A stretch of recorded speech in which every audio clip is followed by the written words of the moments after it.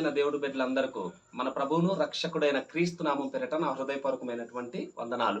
ప్రభునందు ప్రియమైన దేవుడు బిడ్డలారా, చాలా మంది సహోదరులు నాతో అంటున్నటువంటి మాట ఏంటంటే, మాతో పాటు వాళ్ళందరూ సెటిల్ అయిపోయారు, నాతో పాటు చదువుకున్నటువంటి అందరూ కూడా ఈరోజు ఒక ఉన్నతమైనటువంటి స్థానాల్లో ఉన్నారు, ఇంకా నా జీవితంలో అభివృద్ధి లేక ఉన్నాను.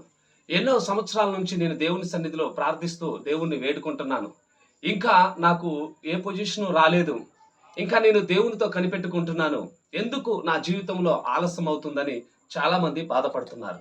అటువంటి వారితో ఈరోజు దేవుడు మాట్లాడటానికి ఆశపడుతున్నాడు.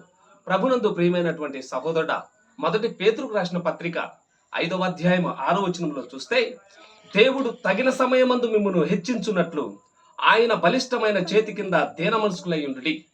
దేవుడు ఒక సమయాన్ని ఉంచాడు, నీ జీవితంలో ఒక టయాన్ని రాసించాడు, ఒక డేట్ ఇచ్చాడు, ఒక టైం ఇచ్చాడు. నీవు ఆయన సన్నిధిలో సహనంతో కనిపెట్టుకొని ఉంటే ఆయన తగిన సమయంలో ఖచ్చితంగా నిన్ను హెచ్చిస్తాడు. నీ జీవితంలో గొప్ప కార్యాన్ని దేవుడు జరిగిస్తాడు. కాబట్టి నమ్మకంతో ముందుకు సాగు. దేవుడు నీ జీవితంలో ఖచ్చితంగా అద్భుతం చేస్తాడు. దేవుడికి స్తోత్రం.